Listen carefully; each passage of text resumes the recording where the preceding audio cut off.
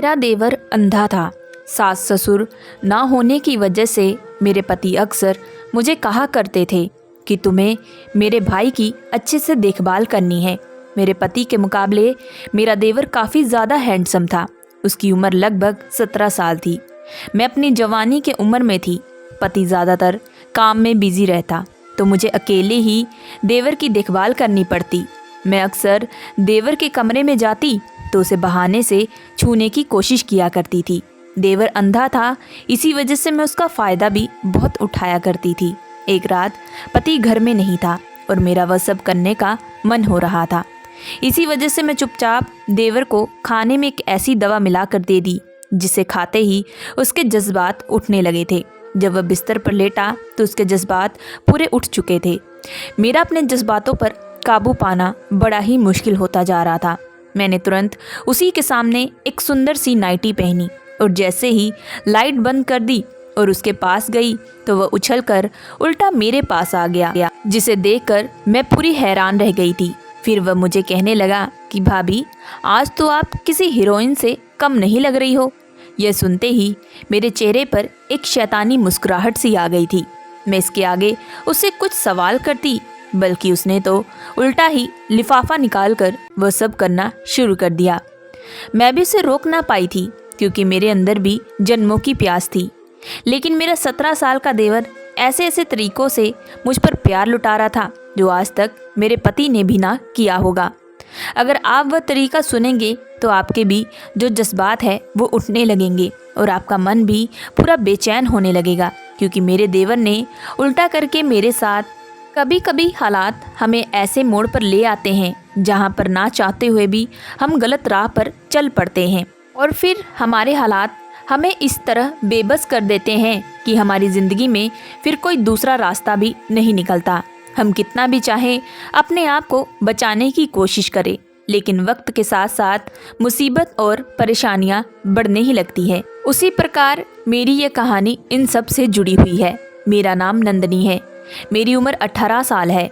मेरे घर में मेरे माता पिता और मेरी एक छोटी बहन रहती थी। मैं जिस गांव में रहती वहां लड़कियों को पढ़ना सख्त मना था, लेकिन माँ बाप ने मुझे आगे पढ़ने की परमिशन दी थी। मेरे माँ बाप मेरी हर ज़रूरत को पूरा किया करते थे। इसी वजह से मैं माँ बाप का कहना भी बहुत मानती थी। मुझे वह जैसा कहते मैं भी वैसा ही करती थी। गांव का माहौल ऐसा था कि लड़कियों को वक्त से पहले ही शादी हो जाती। गांव में ज़्यादा तो ज़्यादा लड़कों को अहमियत दी जाती थी।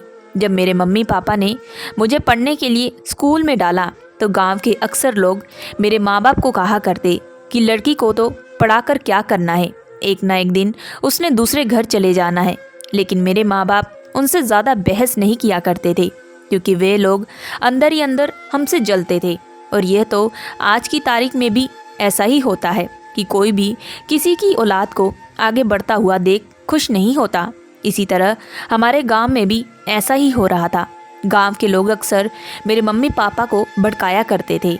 एक दिन तो मम्मी गुस्से से कहने लगी कि हमें इसके आगे बेटी की पढ़ाई अब और नहीं करानी चाहिए। लेकिन तब मैंने पापा के आगे हाथ जोड़ते हुए कहा था कि मुझे 10th की पढ़ाई करने दे, उसके बाद अब जैसा कहेंगे मैं वैसा करने के लिए तैयार हूँ। पापा ने यह मेरी बात सुनकर माँ को समझाने की कोशिश की और फिर कहने लगे कि जब तुम्हारी पढ़ाई कंप्लीट हो जाएगी तो हम तुम्हारी शादी जल्द ही कर देंगे, क्योंकि अब हम और गांव वालों के ताने नहीं सुन सकते। मेरी सहेली अक्सर मुझे कहा करती थी कि तेरे माँ बाप बहुत ही अच्छे हैं जो तेरी खुशी के लिए तुझे आगे की पढ़ाई करवा रहे हैं, और एक हमारे घर के हैं कि वक्त से पहले बेटियों को बोझ समझकर घर से विदा कर देते हैं। मैं मन ही मन अपने माँ बाप का बड़ा ही गर्व किया करती थी। मैं पढ़ाई मन लगाकर करने लगी और धीरे धीरे मैंने अपनी 10वीं की कक्षा भी पास कर ली। मैं पूरे गांव में पहला नंबर हासिल की थी। जब मैंने ये बात अपने पापा को सुनाई तो वह यह खबर सुनकर बहुत ही ज़्यादा खुश हुए थे। फिर हमने अपने आस पड़ोस में मिठाई बांटी थी। तभी हमारे आस पड़ोस के लोगों में से एक आंटी मेरी माँ को कहने लगी, अब तो लड़की की पढ़ाई भी पूरी हो चुकी है, तो क्या तू अब अपनी बेटी की शादी नहीं करेगी? ये सुनते ही माँ कहने लगी कि नहीं नहीं, अब हम इसके लिए कोई अच्छा सा लड़का ढूंढ रहे हैं। अगर आपकी नज़र में हो तो हमें ज़रूर बताइएगा। जब माँ वापस घर आई तो उसने ये खबर मुझे बताई और फिर मुझे कहने लगी कि तेरी बात के मुताबिक हम तेरी शादी करेंगे। यह सुनते ही मेरे चेहरे पर एक उदासी सी छा गई थी, लेकिन अब मैं कुछ कर भी नहीं सकती थी क्योंकि मैंने ही अपने मम्मी पापा को खुद जुबान दे रखी थी कि अब मैं मम्मी के साथ घर के कामकाजों में हाथ बटाने लगी थी। एक दिन मैं बर्तन धो रही थी कि तभी हमारे पड़ोस की आंटी हमारे घर में आई और मेरी माँ को कहने लगी कि हमने नंदनी के लिए एक लड़का ढूंढा है, अगर आप चाहे तो हम रिश्ते की बात आगे बढ़ाते हैं। जब मम्मी ने पूछा कि लड़का क्या करता है तो आंटी कहने लगी कि लड़का शहर में नौकरी करता है और उसके सास ससुर भी नहीं है, एक छोटा भाई है जो कि अंधा है। ये सुनते ही मैं थोड़ी चुप हो गई। फिर वह आंटी कहने लगी कि उसके लड़के की सारी जिम्मेदारी उसका बड़ा भाई ही निभाता है, तुझे चिंता करने की जरूरत नहीं है, वह लड़का काफ़ी अच्छा है। आंटी की बातों में आकर माँ ने लड़के वालों को दूसरे दिन घर पर बुला लिया। लड़के की तरफ से उसका छोटा भाई और आंटी ही थे। फिर माँ बाप ने लड़के से उसके कामकाज के बारे में पूछने लगे। उस लड़के का नाम विवेक था। वह कहने लगा कि मैं एक छोटी सी कंपनी में काम करता हूँ जहाँ मेरी सैलरी 30,000 है।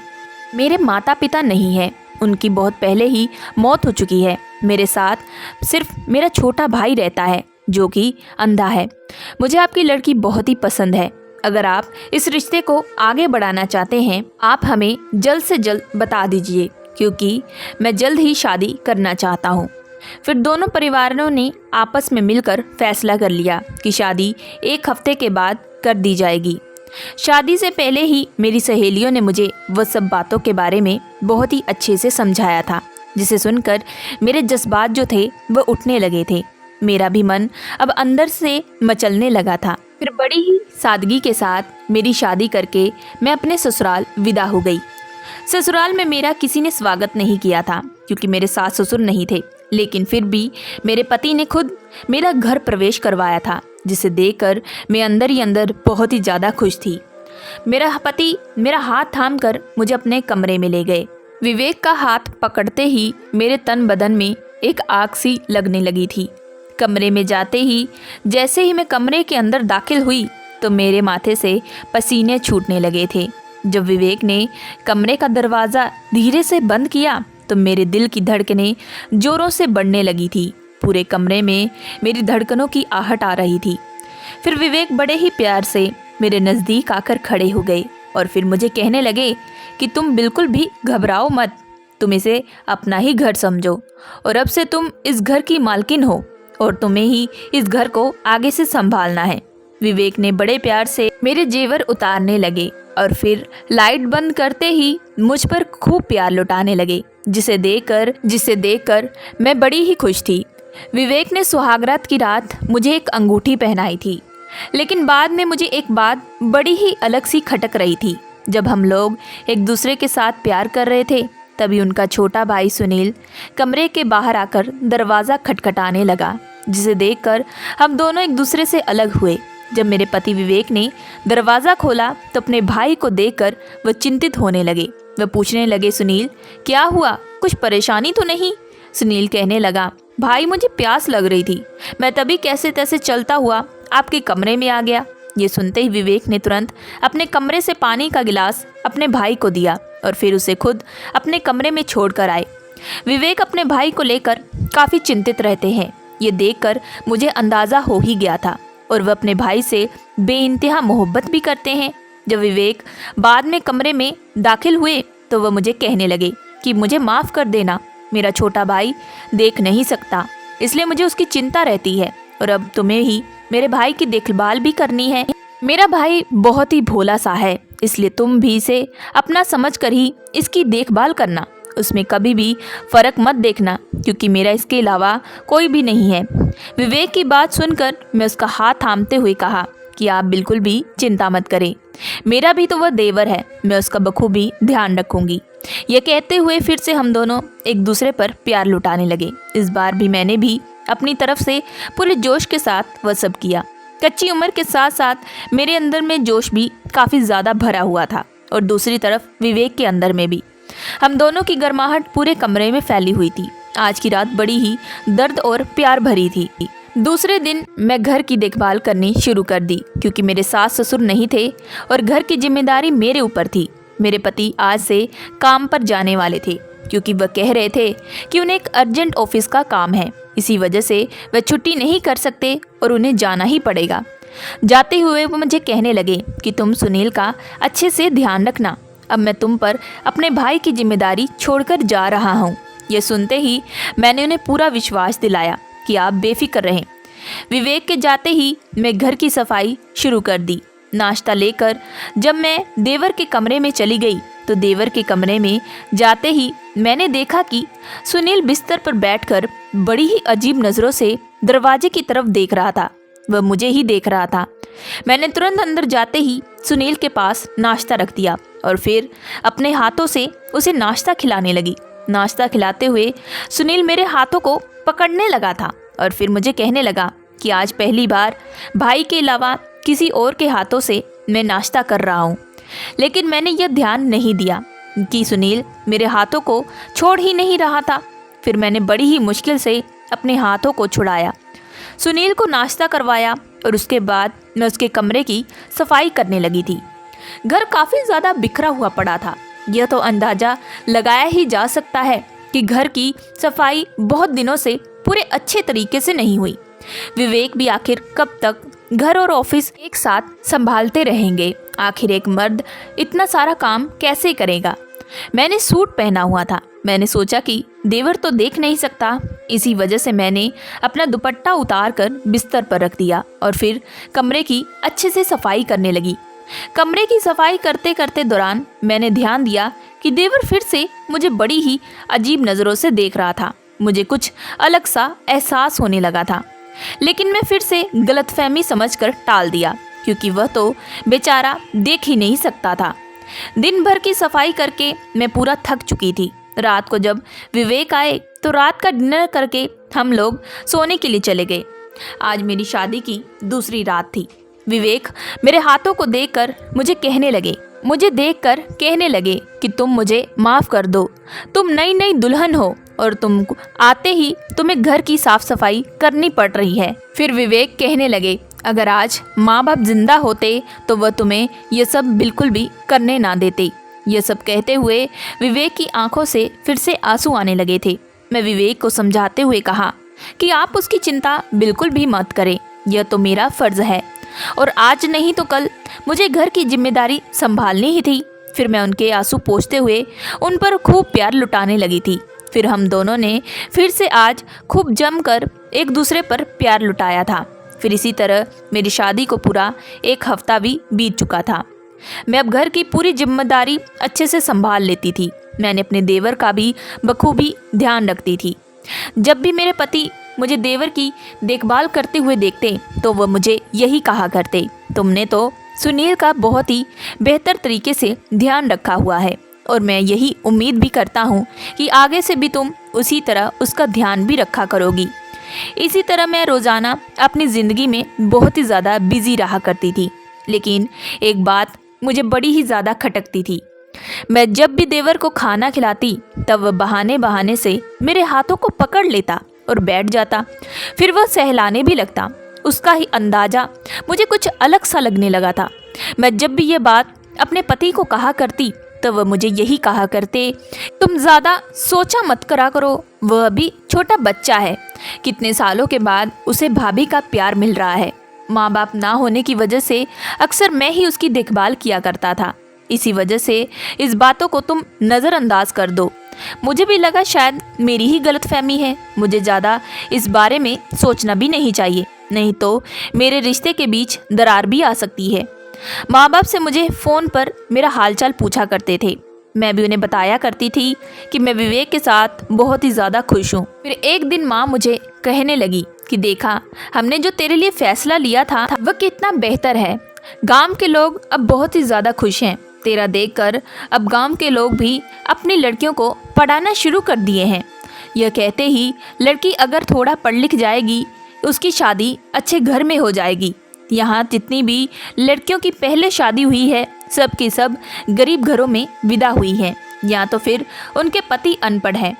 तेरा पति पढ़ा लिखा है और गांव में तेरी खूब तारीफ भी की जाती है।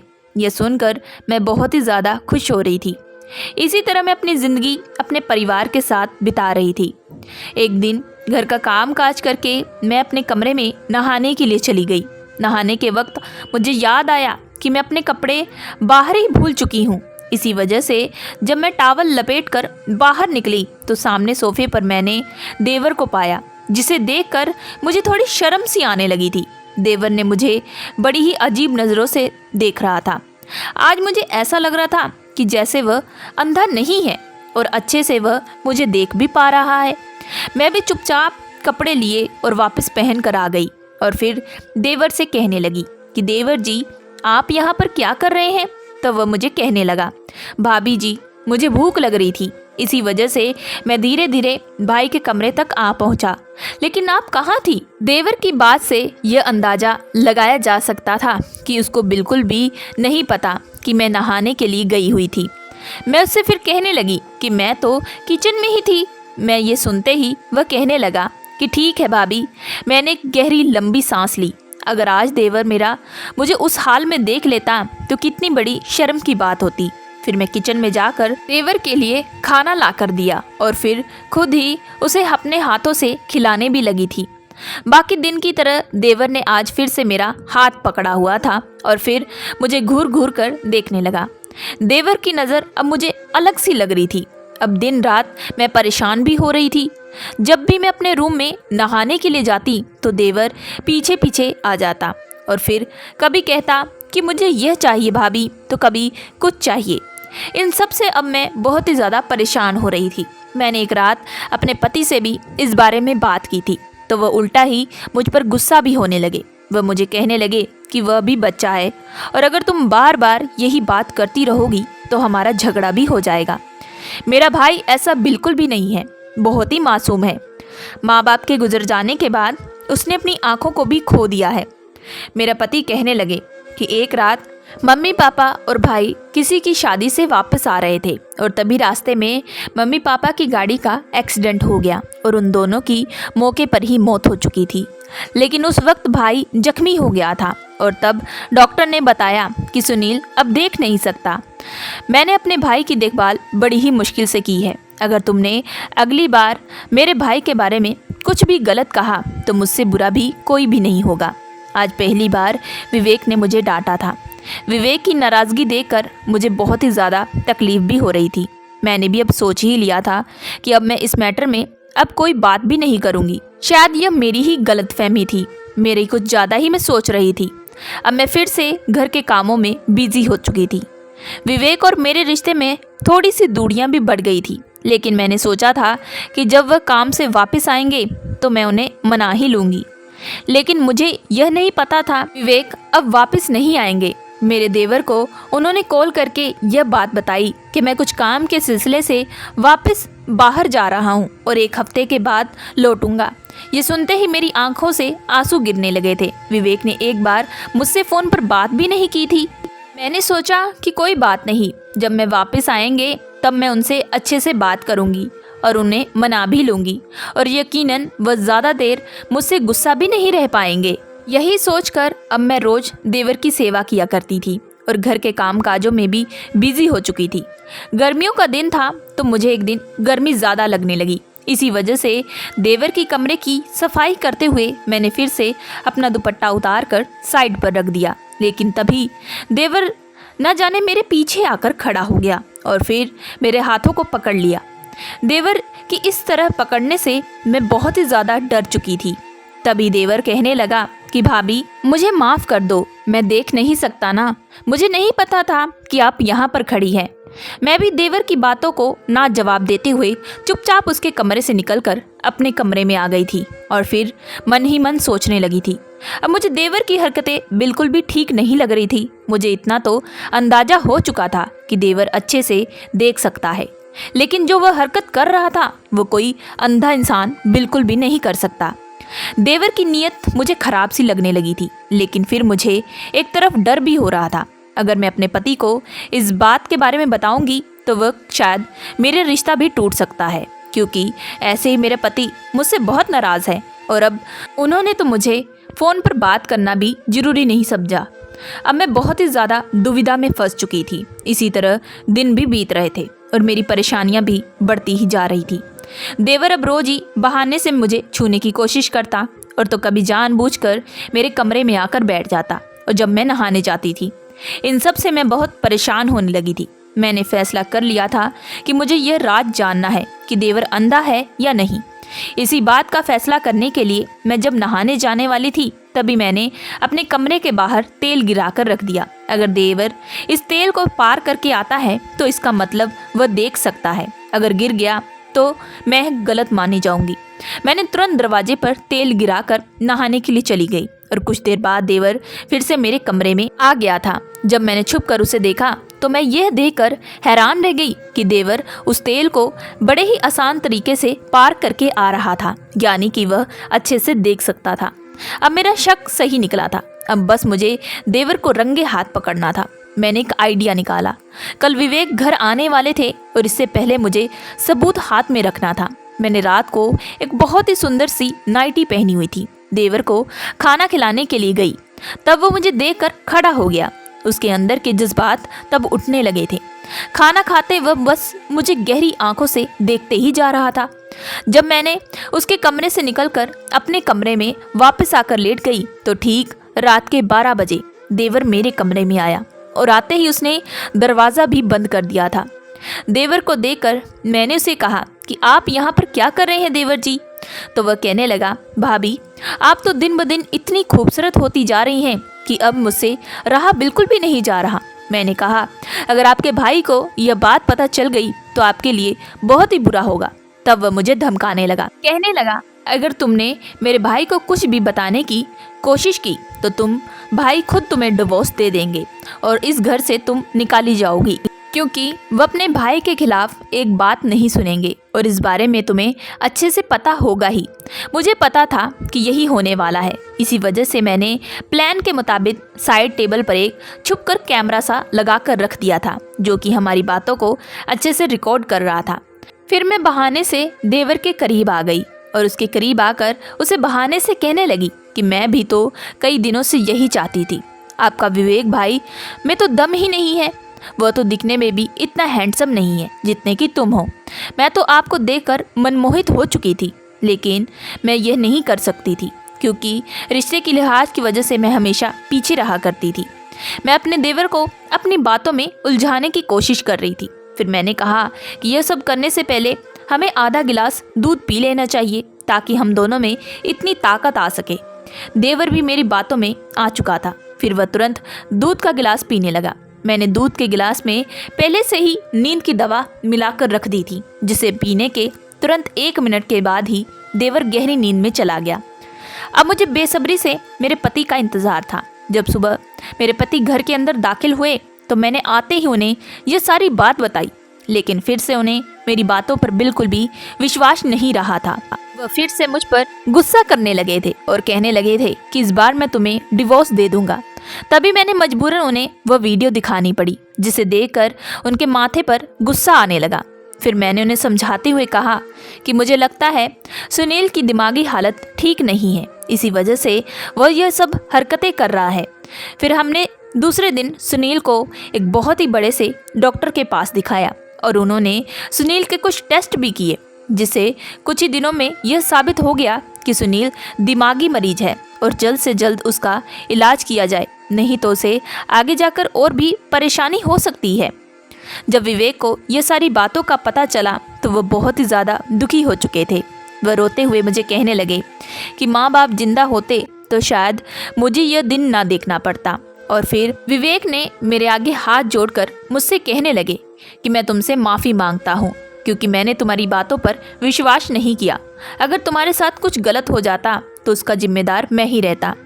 मैं तुम्हारे माँ बाप को क्या मुंह दिखाता। तुमने कई बार सुनील के बारे में मुझे समझाने की कोशिश की थी, लेकिन मैं हर बार तुम्हारी बातों को नज़रअंदाज कर दिया, बल्कि उल्टा ही तुमसे दूरी बनाकर भी रहने लगा। अगर उस रात तुम उस नींद की दवा उसे ना देती तो शायद तुम्हारे साथ भी गलत कर सकता था, और तब मैं तुम्हारे माता पिता को क्या जवाब देता। मैं तो ये सब का कसूरवाद हूँ। यह कहते हुए विवेक खूब जोरों से रोने लगे। विवेक को देखकर मेरी आंखों से भी आंसू आ चुके थे। मैं विवेक से बहुत ही मोहब्बत करती थी। मैं विवेक को समझाने की कोशिश करने लगी कि अभी हालात बिगड़े नहीं हैं, हमें जल्द से जल्द सुनील का इलाज करवाना चाहिए। फिर पूरे 2 साल तक सुनील को अस्पताल में रखा गया और वहीं उसका इलाज भी शुरू हुआ था। इसी दौरान मैंने एक बहुत ही प्यारी सी बेटी को जन्म भी दिया था। अब मैं अपनी ज़िंदगी में बहुत ही ज़्यादा खुश हूँ। सो दोस्तों, आप लोगों को ये कहानी कैसी लगी हमें कमेंट करके ज़रूर बताइएगा। अगर आप हमारे चैनल पर नए आए हैं तो हमारे चैनल को लाइक एंड सब्सक्राइब करके ज़रूर जाइएगा।